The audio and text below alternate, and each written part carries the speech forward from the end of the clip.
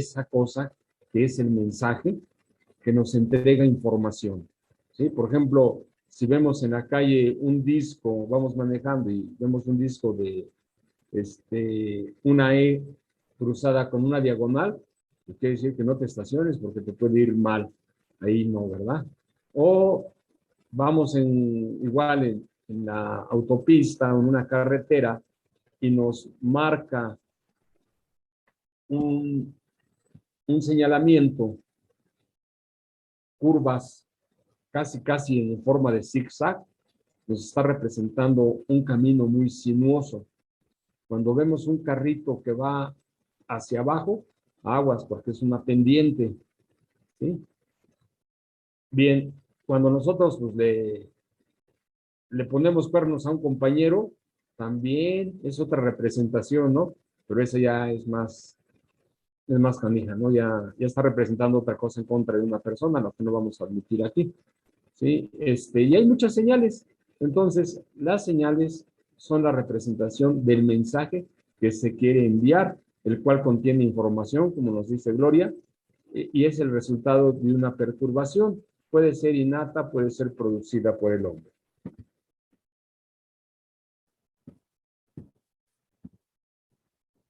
Bien.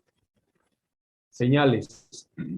En un sentido general de las telecomunicaciones, se basan en el hecho de convertir el mensaje, ¿sí? Lo importante, el mensaje, en voltios, actualmente en luz para la fibra óptica. La fibra óptica no transporta más que luz, pura luz, pero combinada se modula, por ejemplo, la letra A puede ser un color rosa, la M un color azul, y si nosotros mandamos como mensaje azul, rosa, pues dice ahí mama, y si le mandamos uno rojo, que sea la letra A con acento, será mamá, ¿verdad? Y así se representa en la fibra, no es más que luz, pues que alcanza las velocidades propias de la luz,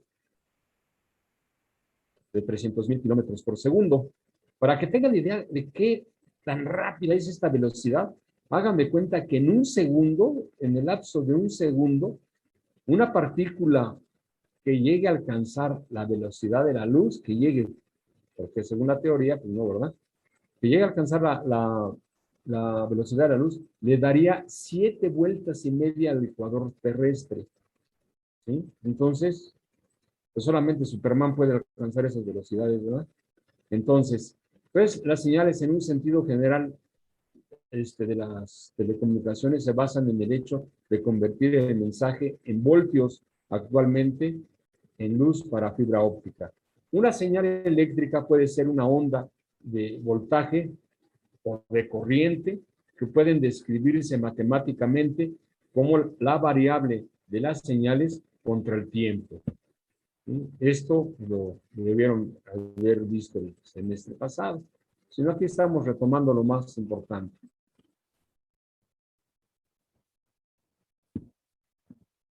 Bien. Señales analógicas, ¿sí? Bueno, vamos a ver su definición, el concepto, y vamos a ver qué parte de las telecomunicaciones es analógico y cuál parte es digital, ¿sí? Porque para conocer las señales digitales, pues tenemos que saber conocer las señales analógicas. Dice, señales analógicas son señales eléctricas que corresponden al mensaje, nuevamente mensaje, ¿sí? Para que no se nos olvide de esa cosa, como decía la compañerita Gloria. Son señales eléctricas que corresponden al mensaje y tienen una forma analógica al fenómeno, o sea, el mensaje representado. Pueden ser representadas mediante funciones que toman un número infinito de valores en cualquier intervalo del tiempo considerado. Para transmitir señales analógicas se emplean sistemas de transmisión analógico o analógicos y la información va contenida en la propia forma de onda. ¿Sí? Como ustedes vieron cuando vieron modulación y la modulación en AM y en FM, por lo menos, ya no les digo que la QPSK, la PSK, la QAM, no, con esos, el objetivo era precisamente ver lo que era una señal analógica, pero modulando en AM y en FM.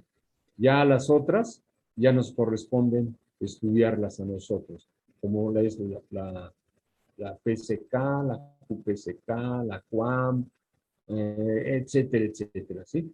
Bien, entonces, fíjense, con respecto al primer punto de lo que vimos, que era una señal, pues sí, nos están hablando mucho del mensaje.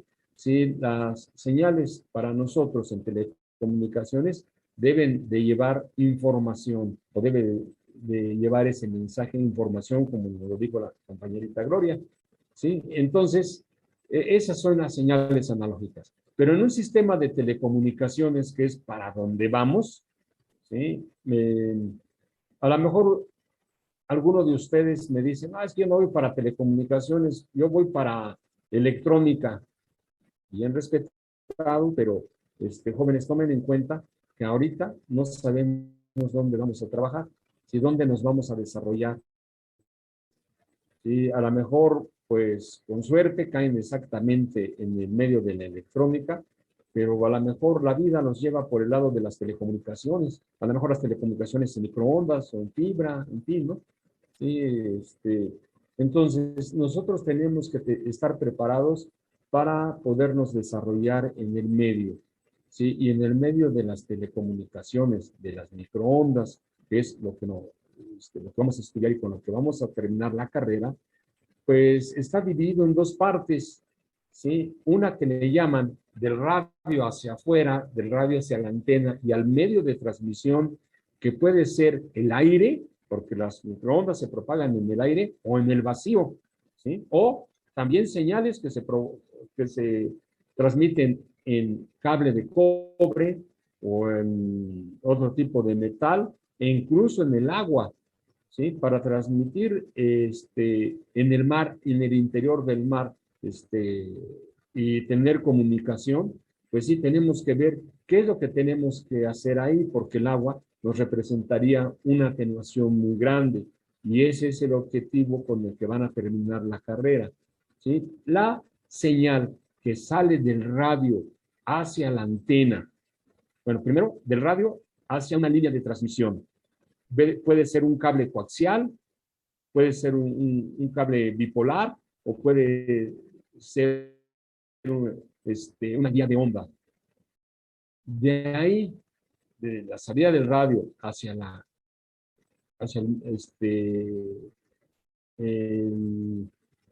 el cable, muchos le llaman, es que no quiero utilizar la palabra radiocable, pero desgraciadamente así le llaman en el medio, radiocable.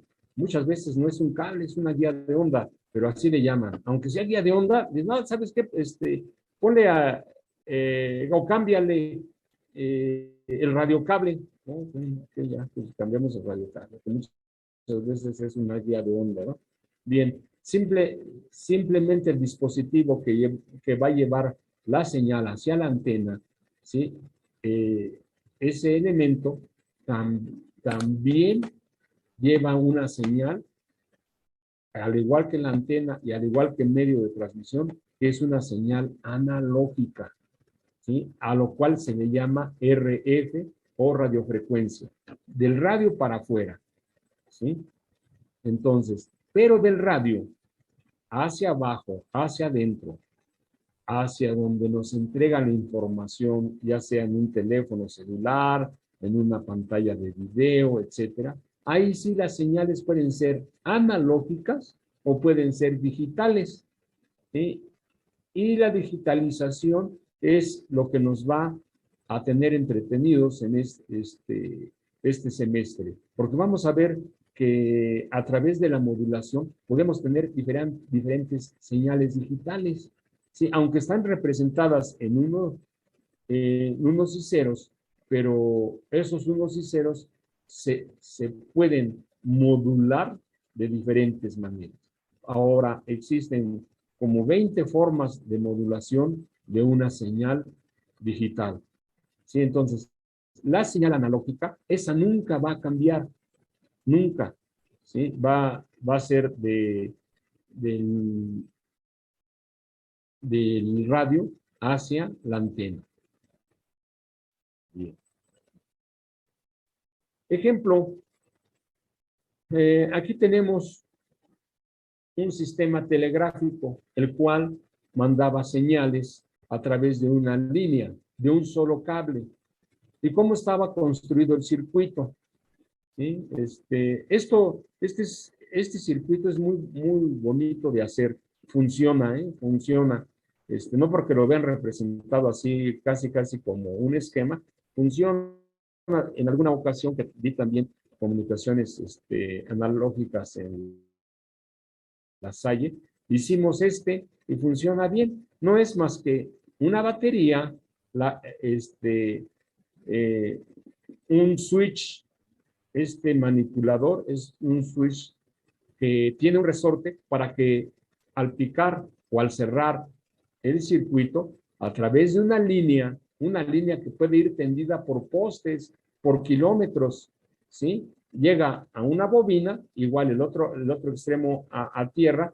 ¿Qué va a suceder si nosotros le ponemos un núcleo, por ejemplo, de ferrita? Pues va a traer un punzón, un elemento, ¿verdad? El cual cuando cerremos el circuito de este lado, del otro lado se cierra y pica el punzón y nos deja una marca, nos deja una señal, nos está dejando un mensaje.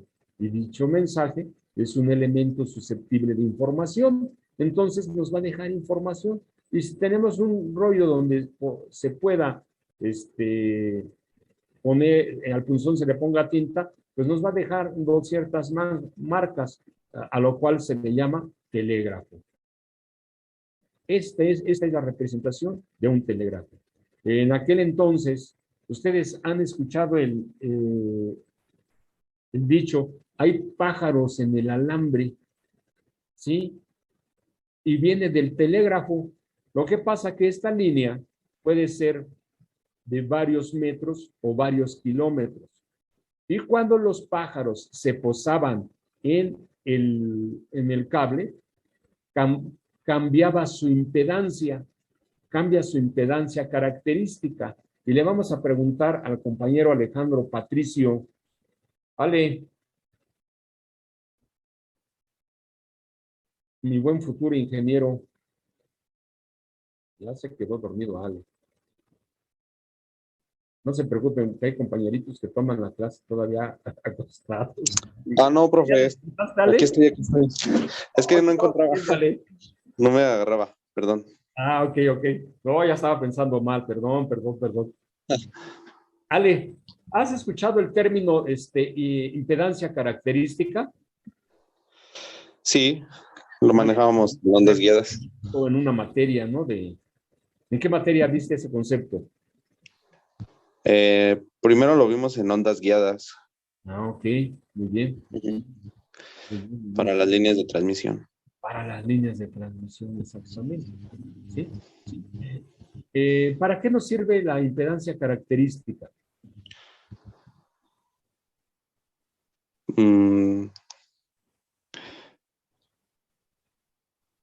¿Nos sirve para establecer la línea de transmisión? No, casi me estás diciendo lo mismo. Por ejemplo, ¿te acuerdas de las televisiones de antes, de las analógicas, que tenían un cable plano con dos hilos y lo conectabas a la antena y esos dos hilos a dos tornillos que estaban en la parte posterior de la antena? Y después había televisiones también analógicas y actualmente pues, también son así, que tienen un cuadrito, que tienen un conector, y dicho conector va a un cable coaxial y dicho cable coaxial va al otro extremo de la antena con un elemento, ¿sí? Que recibe al cable coaxial, pero tiene dos patitas para conectarse a la antena. ¿Sí? ¿Qué crees que esté sucediendo ahí?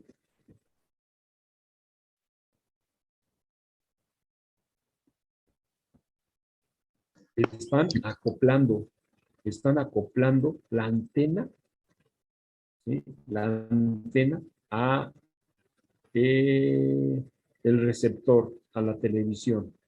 ¿Por qué? Porque si tú conectas el cable plano que tiene una impedancia de característica de 300 ohms directamente al conector de tu televisión, que es de 75 ohms, ¿qué va a suceder, Ale? ¿Qué crees que pase en la televisión, en la pantalla?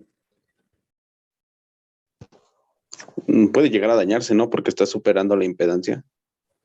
No, fíjate que no, es difícil que se dañe, es difícil, pero simplemente no verías bien los canales que quieres observar de televisión, ¿sí? ¿Por qué, Ale? ¿Por qué? Porque la señal que capta la antena no es totalmente entregada a la televisión o a la pantalla, ¿sí? ¿Y por qué? Porque no tiene la misma impedancia. Las antenas que conocemos, las antenas aéreas, tienen una impedancia de 300 ohms. Y si el conector TNC, BNC, lo que sea, RG58, 59, tienen una impedancia de 75 ohms, no va a haber la máxima transferencia de energía de la antena hacia la televisión. Entonces, la impedancia característica nos sirve para la máxima transferencia de energía, ¿sí? Y si tú no acoplas los sistemas de comunicaciones con la misma impedancia, vas a tener pérdidas. Y muchas veces esas pérdidas, como es energía, pues se va a tener que ir para algún lado y lo más seguro es que se vaya hacia atrás. Y a esas se les llama pérdidas por retorno.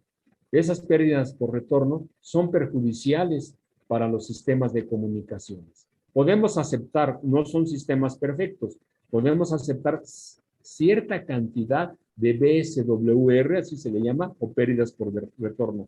Todo esto vamos a verlo, ¿sí? Perdón. Hay equipos que precisamente nada más nos miden las pérdidas por retorno y es una prueba que se le tiene que hacer a la línea de transmisión y a las antenas, ¿sí? Porque muchas veces puede estar dañada la línea de transmisión, llámese guía de onda, llámese coaxial, llámese par de hilos o cobre, como le quieran llamar. Si está dañado, pues no va a haber el máximo acoplamiento y ahí cambia su impedancia, o a lo mejor hasta hay fuga de señal en una línea de transmisión hueca y va a haber muchas pérdidas por retorno. Entonces, pues la impedancia característica nos sirve para tener la máxima transferencia de energía. No lo olviden, no lo olviden porque estos conceptos que a lo mejor no se los tengo que mencionar, son muy importantes en el medio. Ustedes son futuros ingenieros, ¿sí? Van a llegar, algunos se nos dificulta más que a otros, pero el chiste llega. Un maestro en la carrera, no sé si les ha tocado, hay muchos maestros que desaniman, que no, que mejor vete a la Merced o a la central de abastos a vender papas, jitomates, etcétera, ahí vas a sacar más dinero, ¿no? O no sé qué pasa con algunos compañeritos maestros que no sé si les envidia que el progreso de otros o no sé, pero hay muchos maestros que desaniman. No, jóvenes, no se desanimen.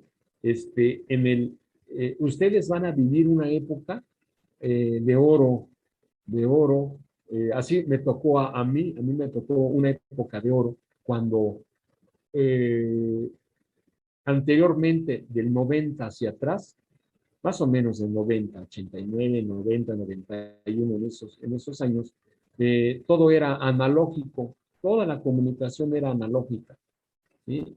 Y después vino exactamente en el 93 la implementación e instalación de sistemas de comunicación digital. Oh, hubo mucho trabajo, mucho trabajo, ¿sí? ¿Por qué? Porque todo lo analógico se empezó a desplazar en todo el país, ¿eh? En todo el país, y se vino el sistema digital. Sí, sistema digital que para nosotros ahorita es muy rudimentario, donde todavía se trabajaban E1s, sí, un E1 son 30 canales de voz o datos, ¿sí? Modulados en PSK, la modulación más sencilla, o QPSK después, que ya hoy era la maravilla, y nos tocó todo el cambio del sistema analógico al sistema digital. Hubo mucho trabajo y pues nos tocó también la fortuna de que una de las empresas que ganó la licitación con Telmex y con la SCT fue una empresa canadiense llamada SR Telecom. Los canadienses muy amigables, pero súper amigables. No puedo decir lo mismo, por ejemplo, como italianos como Teletra, Catel, Ultrafon, franceses, ¿no? Que eran muy especiales. Sí, aunque son latinos, pero también eran bien especiales. No se, no se diga de Bosch, alemanes, oh, bien cerrados, muy déspotas, ¿sí? Pero nos tocó con los canadienses, y los canadienses dicen que ellos nos comprenden mucho porque al igual como las acciones de Estados Unidos nos pegan a nosotros, también les pegan a ellos.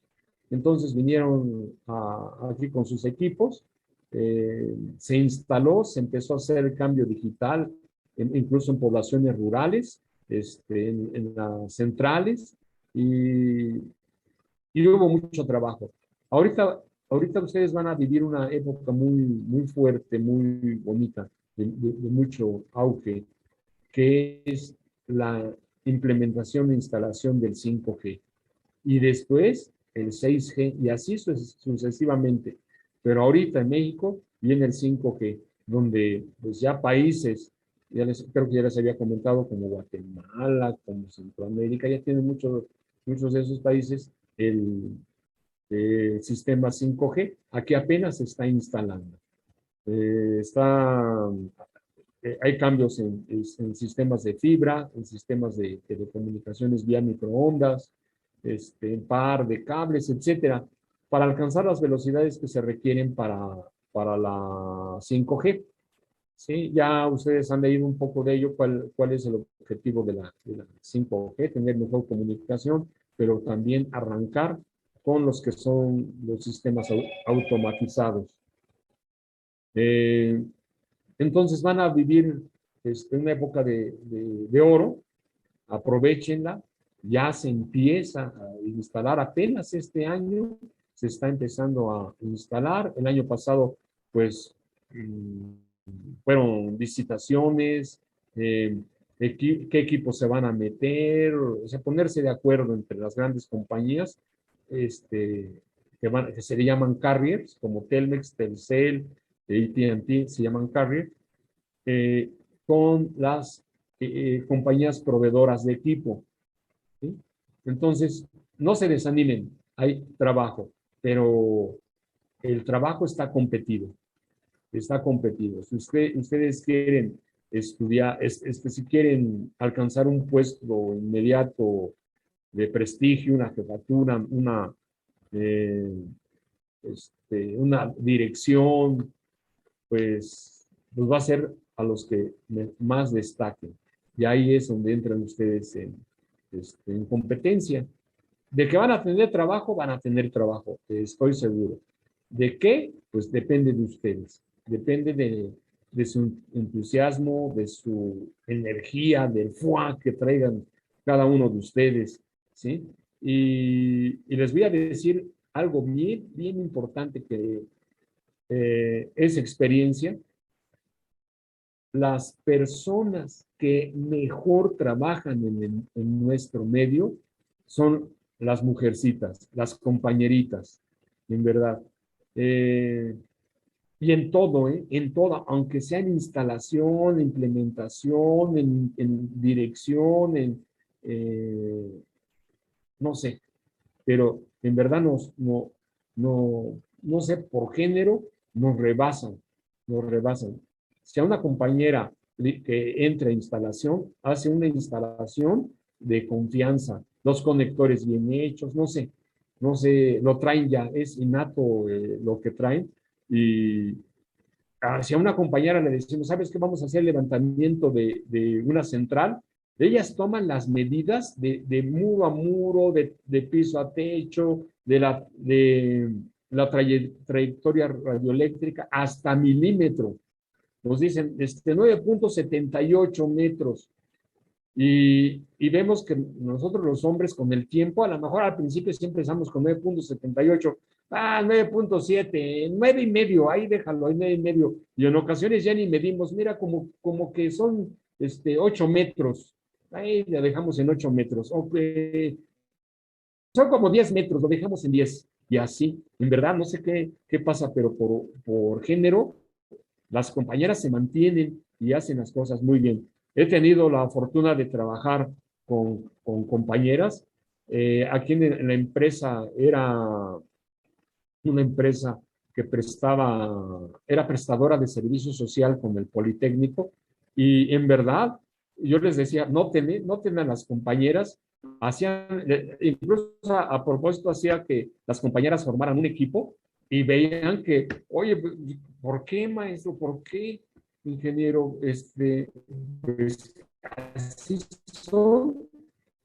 así son, son muy detallistas, y tal vez por el mismo de superior, no sé qué sea, pero en verdad nos ganan. Entonces, con las compañeras van a tener una alta competencia y me da mucho gusto. No crean que este medio es nada más para los hombres, no es cierto. Las compañeras destacan mucho, pero no a muchas mujeres les gusta este medio porque creen que nada más es exclusivo para los hombres. No es cierto, no es cierto. He tenido compañeras instaladoras que se suben a las torres, que están instalando y con mucha confianza lo hacen muy, muy bien. O que están trabajando a nivel de piso, configurando, incluso lo van a ver las que primeramente aprenden a configurar los equipos son las compañeras. ¿Por qué? No sé.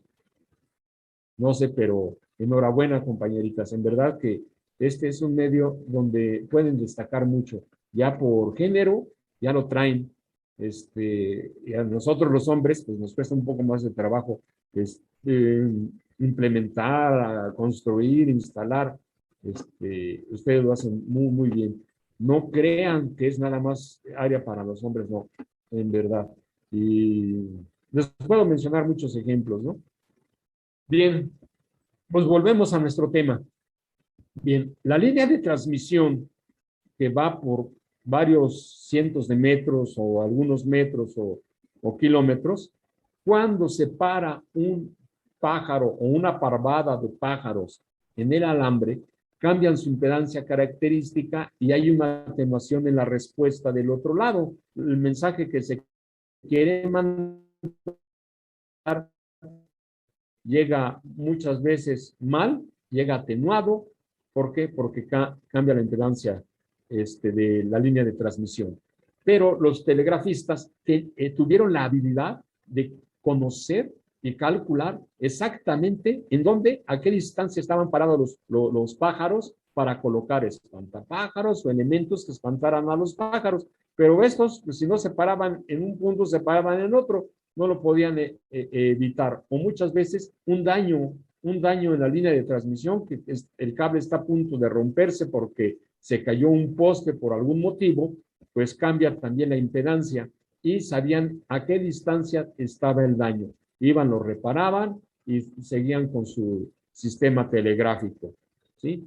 Bien, esto es igual de señales analógicas. ¿Qué pasó posteriormente? Posteriormente, pues la línea de transmisión cable se convirtió ahora en forma inalámbrica. ¿Sí? Por ejemplo, nuestro teléfono ahora antiguamente era nada más por cable analógico de esos teléfonos antiguos de disco, y después se convirtieron a teclas cuando ya un tono nos daba un número determinado. Y así aquí igual el sistema, hay una bobina, ¿sí? Una bobina que fíjense que el secundario de la bobina va a la antena, al primario, va a una batería, se cierra el circuito, una parte del secundario va a tierra y se lleva a cabo la transmisión de una señal, ¿sí? De una señal que lleva un mensaje, que lleva información, ¿sí? Se recibe en el otro lado con una antena, ¿sí? La cual también tiene un sistema muy parecido al transmisor, en este caso está el receptor, y ahora lo vamos a escuchar en una bocina, ¿sí? Si nosotros le ponemos unos transistores por acá para incrementar el volumen, si no, pues nada más lo que queremos es escuchar los tonos o la señal que nos llega a través de pulsos, y esos pulsos nosotros tenemos un código que se llama código Morse, y ya sabemos qué es lo que está sucediendo al otro lado, ya llega la información, ¿sí? Bien, esta transmisión es analógica, este es un sistema analógico. Es muy bonito construir esto, pero desgraciadamente lo hacemos en sexto, cuando vemos puras señales analógicas. Aquí vamos a hacer otros experimentos muy buenos también. Bien, la otra parte de las señales analógicas muy importante es la relación señal a ruido. Lo que no es señal es ruido eléctrico, ¿sí? En la comunicación analógica, lo que no es señal es ruido, como está ahí recalcado con color amarillo, ¿sí?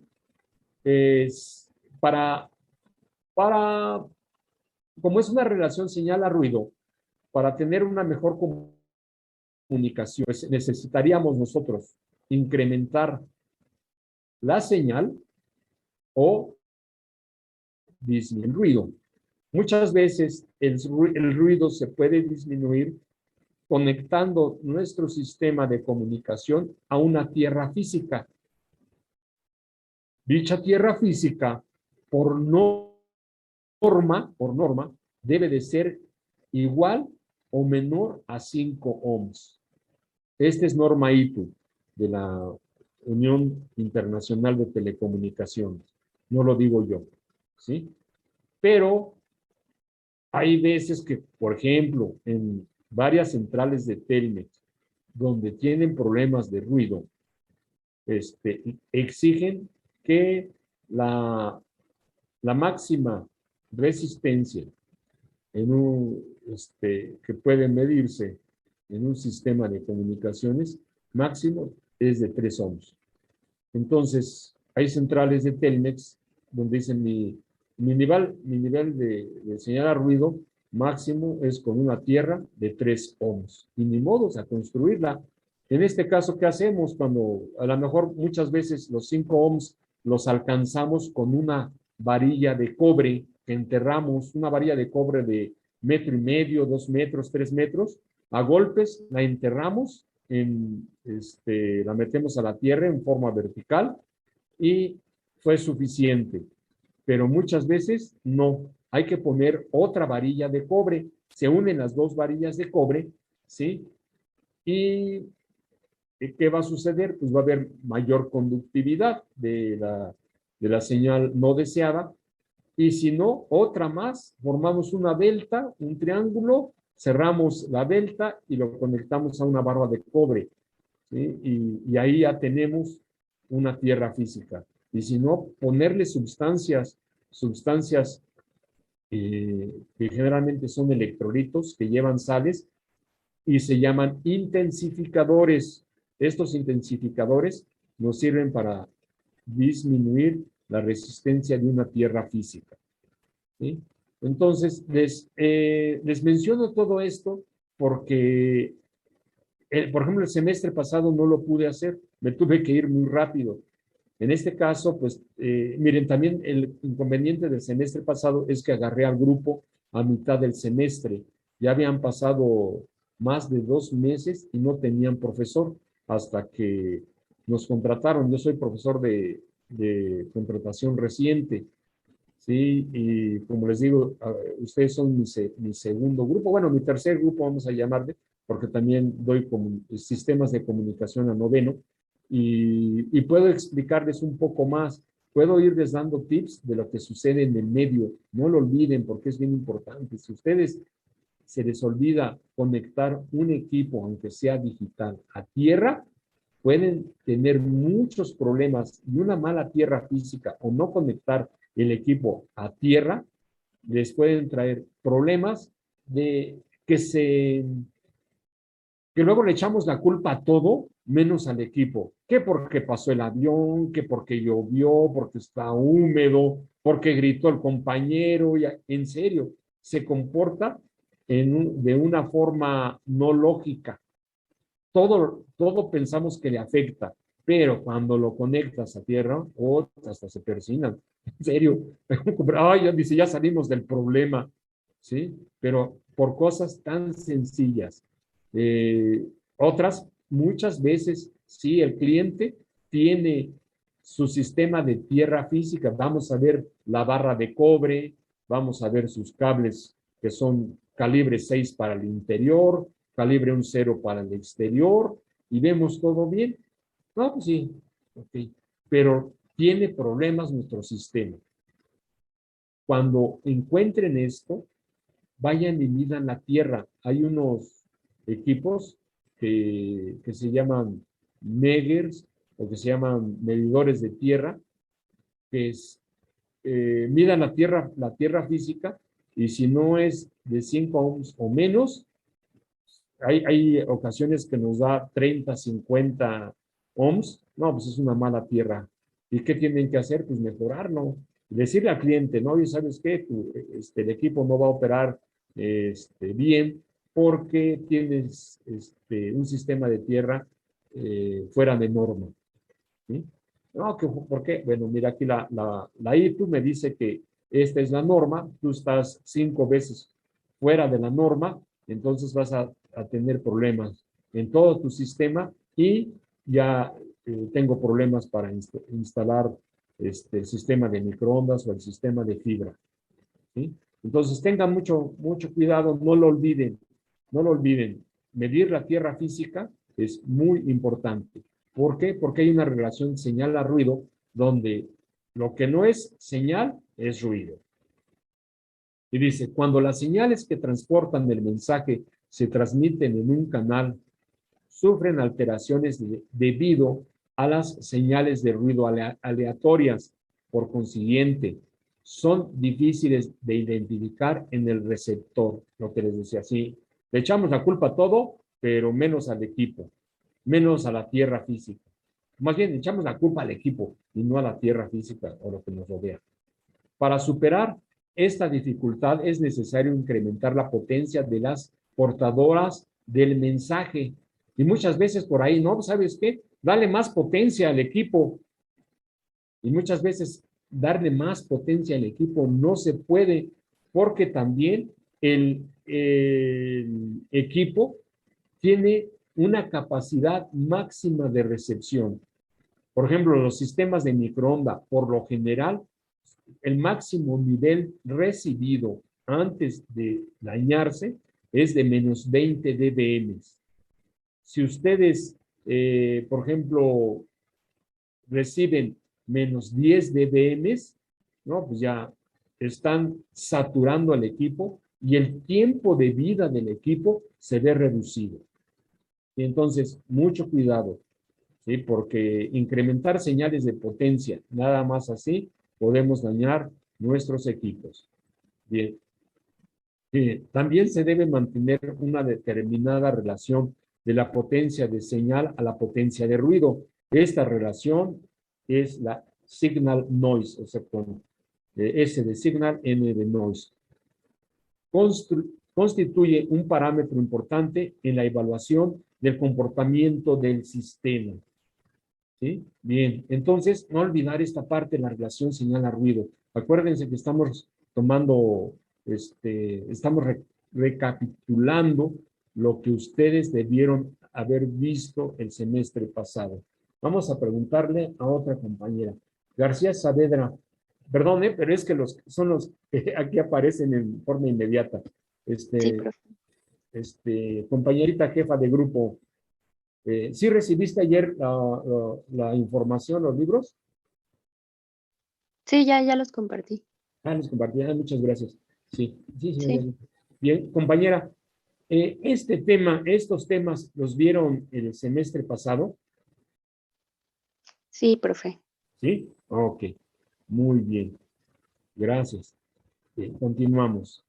Bien, ahora, hay diferentes formas de medir el ruido. Aquí está una tabla donde nos indica cuál es el nivel de ruido. En este caso lo pinté de color azul, perdón, de color amarillo, porque era el máximo valor que Telmex permite para la recepción de equipos analógicos, que son 34 dBAs o dBA 0, ¿sí? Bien, en este caso, el ruido lo podemos representar como relación señal a ruido en dBs, ¿sí?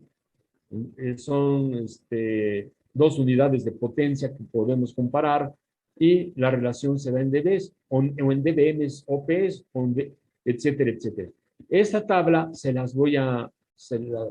aunque ya la tienen aquí, se las voy a dar cuando estamos en clases presenciales para que la conserven, ¿sí? Porque ustedes no saben si algún día van a caer precisamente en sistemas analógicos y de todos modos la RF, recuérdenlo, es analógica. Tenemos que aterrizar nuestros equipos y para poder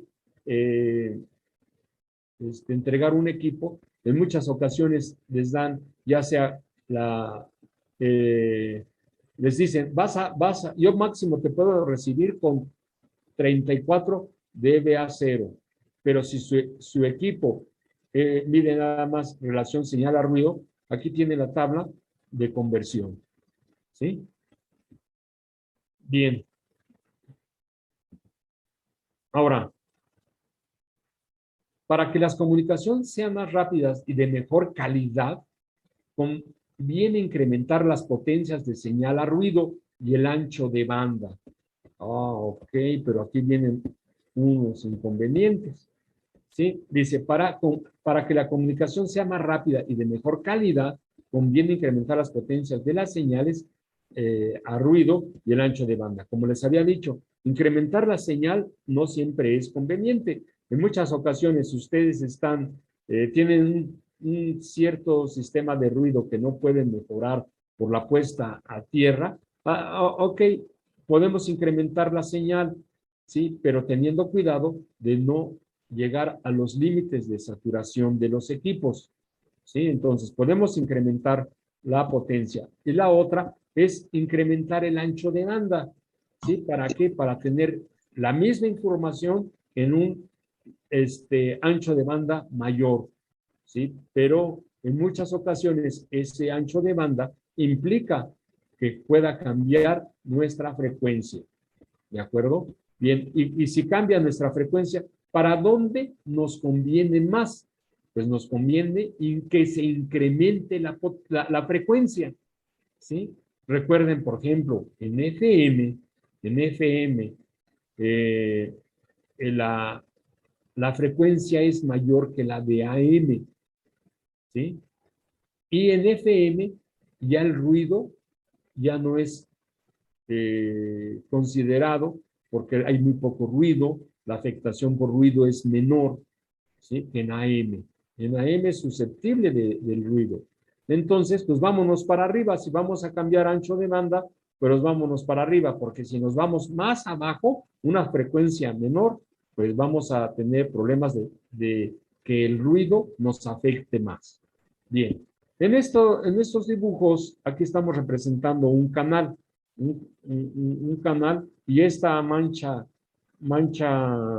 verde o esta mancha que está aquí, nos representa el piso de ruido.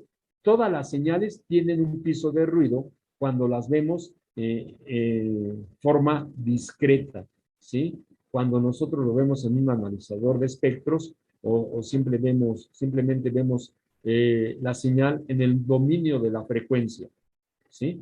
Cuando vemos la señal en el dominio de la frecuencia, nosotros tenemos un piso de ruido que se le llaman noise floor, y es este. Aquí tenemos un noise floor que, donde nuestra señal está penetrando ese nivel de ruido. Si ese nivel de ruido es mayor, pues la señal tenemos que incrementarla, o simplemente muchas veces cuando ya no se puede hacer nada, tenemos que cambiar de frecuencia a una frecuencia mayor. Y vean, en este caso, pues el ancho de banda de este canal contra esta señal que ya está mejorada, pero el ancho de banda del canal es mayor, se incrementó la potencia, llegaba hasta aquí, ahora está más arriba, se incrementó la potencia, pero también la frecuencia. Este sistema no debe tener problema de señal a ruido. ¿Y cómo lo vemos? Porque nuestro noise floor está abajo. Tenemos mucho más señal que ruido. Y aquí tenemos mucho ruido. ¿Sí? Bien. Ahora, los sistemas analógicos y digitales se observan en las antenas, por ejemplo, en las parabólicas, en las señales de televisión, y así en todos los sistemas de comunicación, pero les pongo este ejemplo porque es muy palpable. Anteriormente, se utilizaban aquí en el ángulo inferior izquierdo, está una antena parabólica de un diámetro muy grande, porque la señal que demodulaba o la señal útil era señal completamente analógica. ¿Sí? Pero, maestro, usted me está diciendo que la RF es analógica. Sí, voy para allá, voy para allá.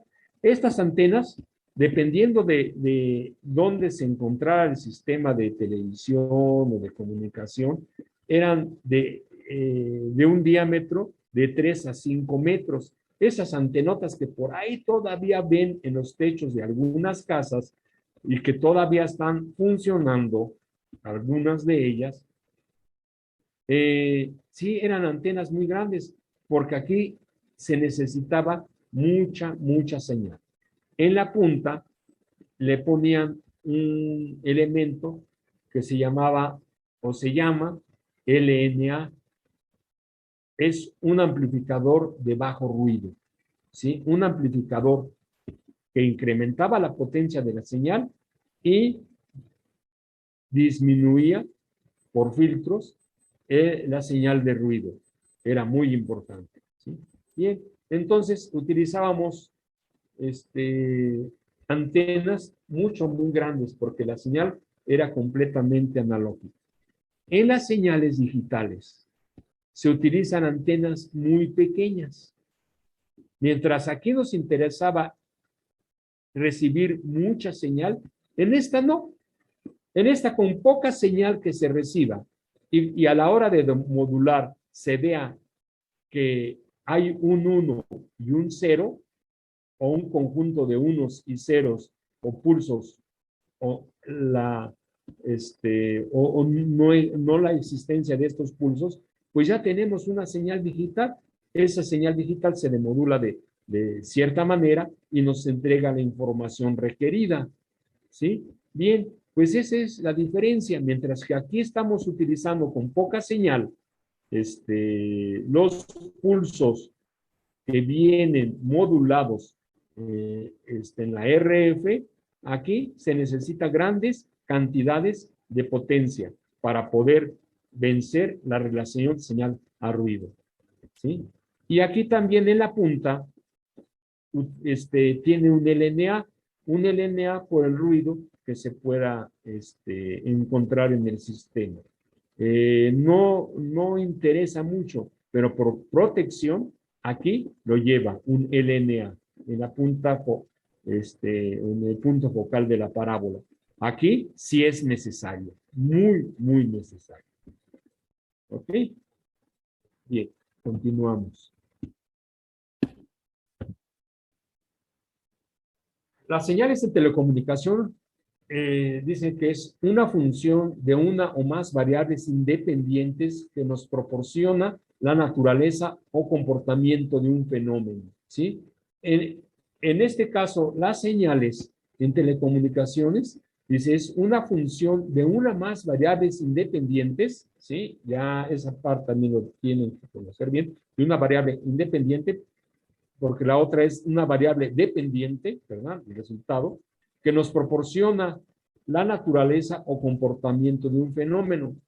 Las señales se clasifican en continuas y en discretas. Y poco a poquito vamos entrando a tema, ¿sí? Al tema que nos va interesando. Bien, aquí tenemos la representación de una señal continua y una señal discreta. Una señal continua dice, cuando la variable independiente f de t está definida por un rango continuo de valores, pues se le llama señal continua. Ejemplo, la señal senoidal. La señal f de t es igual a seno de omega t más una fase, más phi de una fase. Y aquí tenemos una señal continua, ¿sí? Bien, en la parte inferior vamos a ver que representa A es la amplitud o la potencia de la señal. Omega nos representa la frecuencia, ¿sí? La frecuencia de oscilación y phi la fase. La fase T, ya lo conocemos, es el tiempo. Entonces aquí tenemos una relación del tiempo con una variable independiente f de t que va a ser eh, el resultado, una señal senoidal, una señal coseno. Para las señales continuas, vamos a representar a f de t con un paréntesis. Así se representa generalmente. Bueno, a alguien le gusta utilizar llaves o corchetes, puedo hacerlo, pero no olvidar que así lo tiene que manejar durante todo el tiempo, ¿sí? Ahora, las señales discretas tienen valores discretos, que son x de n, ¿sí? Donde vamos a representar a estos resultados entre corchetes, ¿sí? Para poderlos diferenciar de los otros. Y los valores discretos no son más que valores determinados, únicos, ¿verdad? Conforme al n número, tenemos como respuesta un x de n. Y aquí son valores discretos, ¿sí? Bien. Y la representación, pues es f de n es igual a seno de omega n más phi. Bien. Ahora, ¿cuál es la otra diferencia? La otra diferencia es que nosotros en las señales continuas, nosotros podemos llevar a cabo el análisis con integrales. Y aquí en las señales discretas lo hacemos con sumatorias. Sumar de 1 a n, ¿sí? Tal señal. Y aquí vamos representando. Es otra forma de cómo podemos ver la diferencia de una señal continua a una señal discreta. Las señales discretas toman solamente un valor. Y la señal continua, pues es como su nombre lo dice, continua en todo el intervalo de tiempo. Bien. La otra parte que debieron de haber visto es cuando dos señales son ortogonales o perpendiculares. Las señales se pueden representar muy bien para su estudio como vectores, ¿sí? Dice, dos vectores son ortogonales o perpendiculares si su producto escalar es cero, cero. ¿Sí? En este caso tenemos aquí dos vectores donde el producto escalar es cero, ¿sí? Ejemplo, en el eje horizontal, en el eje de las X, el eje de las X queda perpendicular al eje de las Y, entonces su producto escalar es cero, ¿sí? Pero, ¿qué pasa si el ángulo entre Y y X no es de 90 grados, no es perpendicular, no son ortogonales estos vectores. Pues va a existir, si nosotros vamos a suponer que venga a 45 grados. Si viene el vector Y a 45 grados, va a tener una componente, ese vector Y, en X, y se le conoce como C de X en Y, o C1 en 2, como lo vean, ¿sí? En este caso, como son perpendiculares, y lo que nos interesa mucho ver aquí, que cuando dos señales son perpendiculares, pues lo vamos a dejar así. Ustedes ya el semestre pasado debieron haber hecho ejercicios cuando no son perpendiculares, y simplemente aplicando trigonometría es muy fácil. Entonces, no olvidar, esto debe ser igual a 0. En telecomunicaciones está más familiarizado de la siguiente manera, ¿sí? A, producto escalar con B, es igual a B coseno de teta, donde teta es el ángulo que forman los vectores A y B, pero como esto es si hubiera una componente, ¿eh? Pero vamos a estudiar nosotros, en este caso que las señales son ortogonales, que forman ángulos de 90 grados. Dicen, por lo tanto, el producto escalar también se puede representar de la siguiente forma, ¿sí? A, producto escalar con B, es igual a B por A. ¿Qué quiere decir? Que en este caso cumplen con una propiedad muy importante, ¿sí? La propiedad conmutativa. También cumplen con las otras leyes de las matemáticas, pero en este caso vamos a dejarlo así. Se supone que también lo vieron el semestre pasado. Dice, entonces, el producto escalar de A por B, o el producto escalar AB, como le quieran llamar, es igual a B por A. No hay cambio. La componente de A lo largo de B está definida como B a coseno de teta, que es igual a por B entre B. Esto es la definición del producto de escalar de A lo largo de B. ¿De acuerdo? Y al revés, el componente de B a lo largo de A es igual a, pero ahora es B coseno de teta por AB sobre A. A esto se le define como producto escalar. ¿Bien? Muy bien. Bien. Como definición de dos señales, ya dijimos que si son señales continuas, las podemos integrar. Entonces, aquí ya estamos entrando más en materia. Entonces, tenemos una señal F1 y una señal F2 de T, ¿sí? Para definir, en este caso, el producto o la ortogonal, o ser ortogonales o perpendiculares, dos señales, pues las vamos a representar y definir como de T1 a T2, de F1 de T por F2 de T, ¿sí? Y esto debe de ser igual a 0. O sea, la integral del producto de dos señales, o, como dijimos acá, el producto escalar de dos señales que sean ortogonales, debe ser igual a 0. Dice, dos funciones son ortogonales en el intervalo T1, T2, por lo tanto, F1 de T y F2 de T son ortogonales. Dos funciones son ortogonales en el intervalo T1 a T2, por lo tanto, F1 y F2 son ortogonales.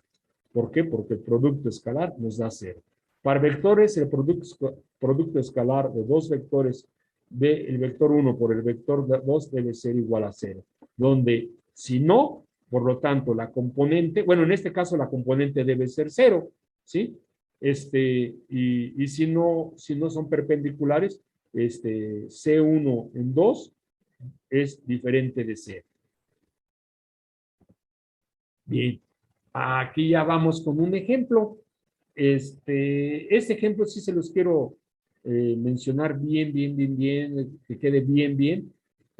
Lo voy a pasar, ustedes copien por pantalla y voy a empezar la siguiente clase tomando en cuenta su participación. ¿De qué manera? Pero simplemente le puedo decir, por ejemplo, a Enrique, a ver, Enrique, ¿qué hicimos aquí? De este paso a este otro, ¿qué sucedió? Etcétera, ¿sí? Bien, voy a explicar, nada más voy a dejar planteado las ecuaciones, en este caso, cómo está la integral, cómo definimos la integral, y la siguiente clase la repasamos toda, pero con la conciencia de que ustedes ya le echaron por lo menos un vistazo. Dice ejemplo, determina si las dos funciones siguientes son ortogonales, ¿sí? Me dice que F1 es igual a T, ¿sí? Y F2 es igual al coseno de 2T. En el intervalo de menos pi sobre 2 hasta pi sobre 2. Bueno, pues aquí ya me dijo el profe que mi fórmula, estas fórmulas vayan guardándolas porque las vamos a utilizar. Hagan de cuenta que esto es como si fueran al chisme, ¿sí? Las van a utilizar todo el tiempo. Y yo les decía, bueno, tengo la costumbre de decirles que son nuestras comadres que nos ayudan en caso de tener alguna inclemencia, algún problema, ¿no? Así, o los compadres, ¿no? Sí, les digo comadres porque estamos más familiarizados, ¿sí? Esta comadre, no la olviden, el producto escalar o cuando dos señales son ortogonales, esta es la fórmula. En el examen pueden sacar sus formularios. El examen, son exámenes que, ejemplo, si yo les puse este ejemplo y vimos unos 3, 4 ejemplos sobre el mismo tema de funciones ortogonales o señales ortogonales, ¿sí? Lo que hago en el examen, primero les leo el examen a manera de guía de estudios, ¿sí? Por ahí, en lugar de decirles en el examen que dice examen, ¿no? Pregunta, determina si las dos funciones siguientes son ortogonales cuando F1 es igual a 2T y F2 es igual al coseno de 4T. Ejemplo, ¿no? Aunque en el examen les va a venir F de 1 es igual a T y F2 es coseno de 2T en lugar de 4 y en lugar de 2T, ¿sí? Les cambio algunos valores, ¿sí? O les puedo cambiar la variable, en lugar de que sea T puede ser X, y lo voy manejando de esa manera para que no se acostumbre nada más a utilizar las variables de T o las de X. A lo mejor les pongo de P o de N, de X, lo que sea, ¿sí? Entonces les voy cambiando y les leo la guía, les leo el examen como guía de estudios y ya saben ustedes qué va a venir en el examen, ¿sí? Esa es la primera información que les doy para el examen. Segundo, son ejercicios que desarrollamos en clase, los mismos, pero con diferentes coeficientes o diferentes literales, ¿sí? Entonces, no va a haber de que, maestro, esto no lo vimos, o maestro, usted nos puso un ejercicio más difícil que los que vimos en clase, porque sí, sé que hay compañeros que así lo hacen. No, les dan los ejercicios más sencillitos y en el examen, pues parece que esto es para titularme en un doctorado. Ponen unos ejercicios bien pesados, ¿verdad? Entonces, no, aquí van a ser los mismos, ¿sí? Y entonces, si esta es mi comadre, la que nos va a ayudar, la que nos echa el chisme, dice que el chisme va, que F1 de T por F2 de T con respecto a T debe ser igual a 0. Bien, ¿quién es F1 de T? F1 de T es T y aquí lo represento. ¿Sí me escuchan? Ya, me mandó un mensaje que entonces, aquí lo represento. Sí, va a ser igual a la integral de menos pi sobre 2 hasta pi sobre 2. ¿Quién es mi F1 de T? Pues es T Y por el F2 de t, ¿quién es? Pues el coseno de 2t. ¿Coseno de 2t con respecto a quién? Pues con respecto a t. Si yo les hubiera puesto x, F1 es igual a x y F2 es igual al coseno de 2x, ser 0, es lo que queremos demostrar. ¿Y qué tenemos que hacer? Pues desarrollar nada más esta integral, porque mi comadre ya me dijo que así lo tengo que hacer. Si es como cuando la comadre les pasa la receta para hacer un buen guisado, aquí igual, ¿sí? Entonces, pero esto ya nos dijeron qué tenemos que hacer. ¿Cómo lo vamos a hacer? Ya es cosa de nosotros. En este caso vamos a integrar por partes y por ahí tenemos una fórmula que para integrar por partes me dice que la integral de f por g' es igual a f por g menos la integral de f' por g, o sea, al revés, ¿verdad? Sí, bien. Ya sabemos quién es f. En este caso, f es t. Aquí está, f es t. Y esta g', pues es el coseno de 2t. Aquí está. G' es el coseno de 2t. Así lo representan, porque así está nuestra fórmula. ¿Sí? Pero para que nosotros podamos integrar por partes, pues tenemos que sacar la derivada con respecto a t de t, ¿sí? O sea, calcular mi f' o mi derivada. Pues mi derivada con respecto a t de t, pues es 1, ¿sí? Eso ya lo sabemos. Y aquí, como le gusten llamar la antiderivada, porque así hay muchos profesores que le llaman la antiderivada del coseno de 2t o la integral de esto, ¿sí? ¿Qué es? Pues la integral del coseno es el seno. Como tiene una constante, se deja la constante y se pone en el denominador la constante. No lo olviden. Lo demás queda igual. El coseno de t queda igualito. Perdón, el coseno de t cuando lo integran, ¿sí? Pues es igual al seno de t, pero tenemos una constante que es el 2, le dejamos su constante, pero lo dividimos sobre 2. Bien, pues ahora ya sustituimos, y aquí es donde yo le puedo preguntar a cualquiera de ustedes, ¿qué se hizo ahora de aquí para acá? Si me lo contestan y me lo describen bien, pero bien, pues se pueden hacer acreedor a un punto parcial o a 2 puntos parciales, o que me digan, maestro, yo me chuto todo el ejercicio. Bueno, pues si lo haces bien, te puedes ganar hasta 3 puntos parciales, y aquí ya tendrías un punto definitivo, ¿sí? Aquí lo que estamos haciendo es sustituir, ¿verdad? Sustituimos de pi sobre 2 hasta pi, de menos pi sobre 2 hasta pi sobre 2, de t, aquí está mi f es t, mi g' es el coseno de 2t con respecto a t, que es igual a mi f. ¿Quién es mi f? Es t. Mi g aquí está, es seno de 2t sobre 2 por seno de 2t sobre 2 menos la integral de menos pi sobre 2 hasta pi sobre 2 de quién, de mi f' mi f', que es 1, aquí la pongo, y mi g, que es el seno de 2t sobre 2 con respecto a t. ¿Sí? Y así nos vamos a ir llevando, así les voy a ir explicando los ejercicios que se vayan haciendo. ¿Sí? Miren, jóvenes, aquí es bien importante que tengan pues buenas nociones de integración, de derivación, pero lo más importante es que entiendan lo que estamos haciendo. Si no entienden lo que estamos haciendo, se les va a dificultar mucho. Muchas veces confunden las cosas, creen que esto es, aquí hay que aplicarle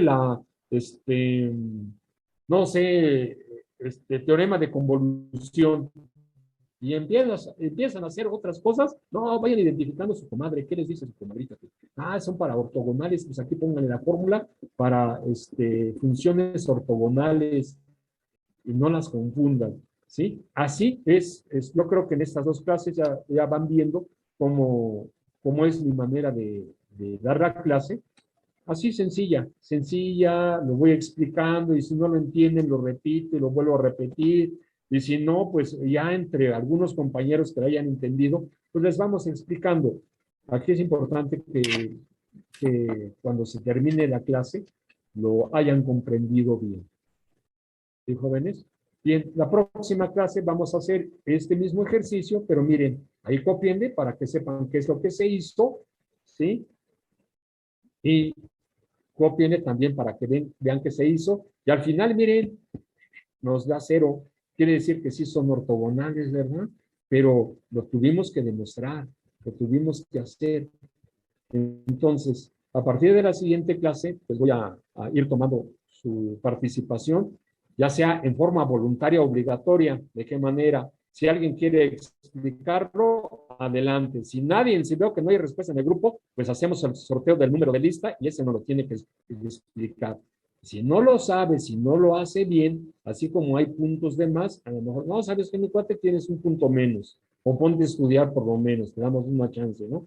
Pero espero que terminen con éxito esta materia. Por eso les decía que aquel que repruebe o saque 6 es porque de veras así lo quiso.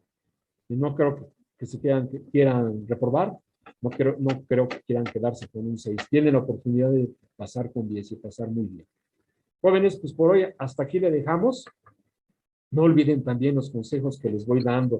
Son muy importantes. En verdad, es con lo que se van a encontrar en la vida laboral. ¿Sí? Pues que tengan bonito día, que estén muy bien. ¿Dudas que tengan, preguntas? ¿No? No, profe. No, profe. No, profe. Profe, todo bien. No, profe, Nos gracias. vemos la siguiente clase. Todo bien. Tengan bonito día. Gracias. Gracias, profe. Nos vemos. Profe, igualmente. Buen día.